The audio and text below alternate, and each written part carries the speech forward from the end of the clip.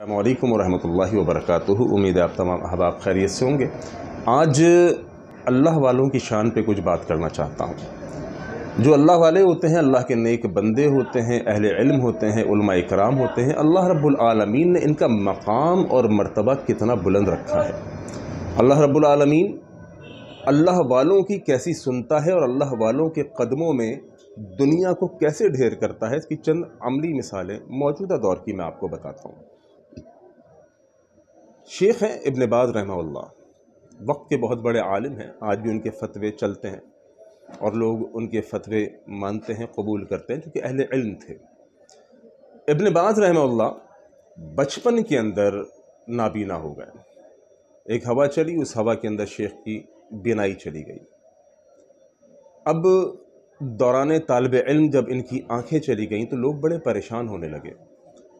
گھر والے، رشتہ دار، عزیز و اقربا ایک دن خالہ جان ملنے کے لیے آئیں۔ جب ابن باز رحمہ اللہ کے پاس ان کی خالہ پہنچیں تو ابن باز کے اوپر افسوس کرتے ہوئے کہا کہ اب یہ بچہ کمائے گا کیا، کھائے گا کیا؟ جو دیکھنے والی آنکھیں ہیں، جو بصارت ہے، اس سے محروم ہو گیا۔ اب یہ اس کی زندگی کیسے چلے گی؟ یہ کمائے گا کیا، کھائے گا کیا؟ اس کی زندگی کے معاملات کیسے چلیں گے؟ فکر بنتی تھی۔ خالہ تھی، ماں کی جگہ تھی۔ ابن باز رحمہ اللہ ان دنوں دین کا علم، دین کی تعلیم حاصل کر رہے تھے۔ جو لوگ سمجھتے ہیں کہ اگر ہم بچے کو دین کی تعلیم دیں گے، اگر میرا بچہ عالم دین بنے گا، حافظ قرآن بنے گا، قرآن و حدیث کو سیکھے گا، تو پھر یہ کمائے گا کیا اور کھائے گا کیا؟ ابن باز رحمہ اللہ وقت کے ساتھ پروان چڑھتے گئے، بڑھتے چلے گئے، طالب علمی کا دور مکمل ہوا، عمل کے میدان کے اندر قدم رکھا، پڑھانا شروع کیا، اللہ کا دین لوگوں کو سناتے، اللہ کا دین لوگوں کو پڑھاتے، اللہ کے نبی علیہ الصلوۃ والسلام کی احادیث لوگوں کو بیان کرتے۔ انہی دنوں میں شیخ رحمہ اللہ کا ایکسیڈنٹ ہو گیا۔ ابن باز رحمہ اللہ کا ایکسیڈنٹ ہوا۔ ان دنوں سعودیہ کا جو بادشاہ تھا ملک فہد تھا۔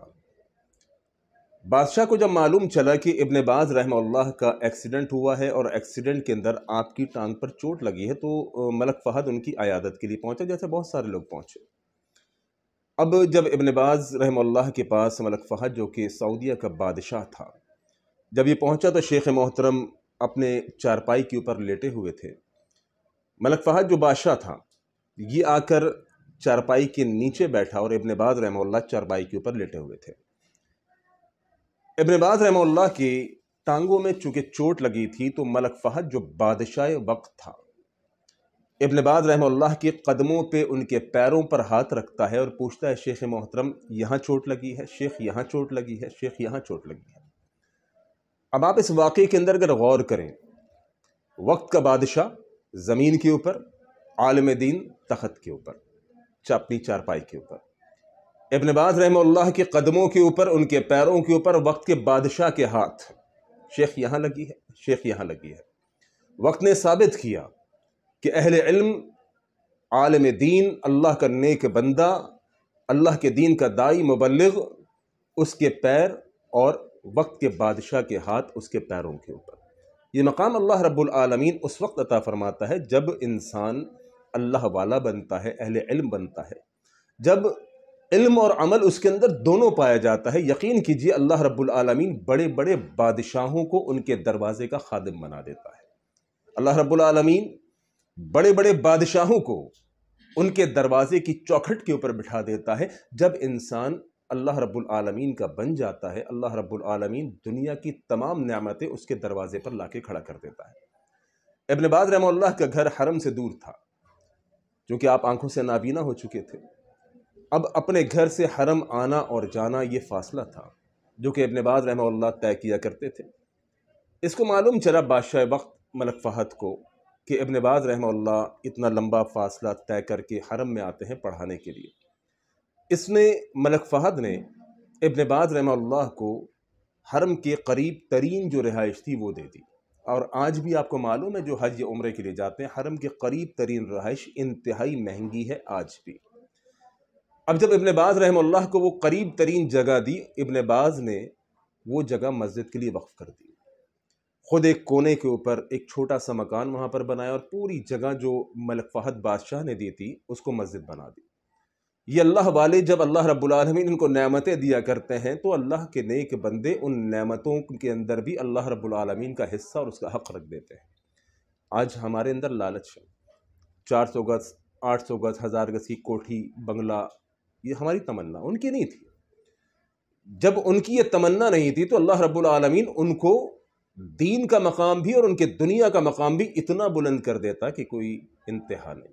یہی ملک فہد ابن باز رحمہ اللہ کو ایک بہترین قسم کی اس وقت کا ماڈل، جو گاڑی کا لیٹسٹ ماڈل تھا، وہ گفٹ کرتا ہے کہ شیخ آپ کو آنے جانے میں پریشانی ہوتی ہے، تکلیف ہوتی ہے، لہٰذا یہ اس وقت کا جو لیٹسٹ ماڈل ہے میری طرف سے آپ کو گفٹ ہے۔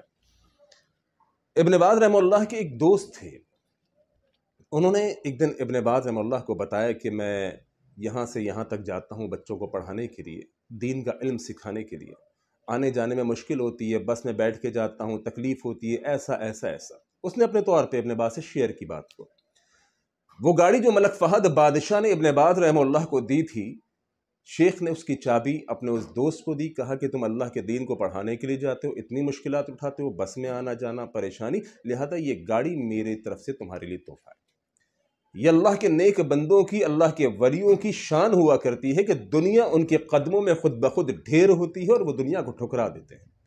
جب یہ اللہ رب العالمین ان نیک بندوں کی محبت ان لوگوں کے دلوں میں بادشاہ وقت کے دل کے اندر ڈالتا ہے۔ اللہ رب العالمین ہمیں بھی ایسا ہی عالم بعمل بننے کی توفیق عطا فرمائے، جو دنیا سے بیزار ہو، دنیا سے دور رہنا چاہتا ہو اور اللہ کا قرب حاصل کرنا چاہتا ہو۔ اللہ رب العالمین ہمیں بھی انہی کے اندر شامل فرمائے۔ السلام علیکم ورحمۃ اللہ وبرکاتہ۔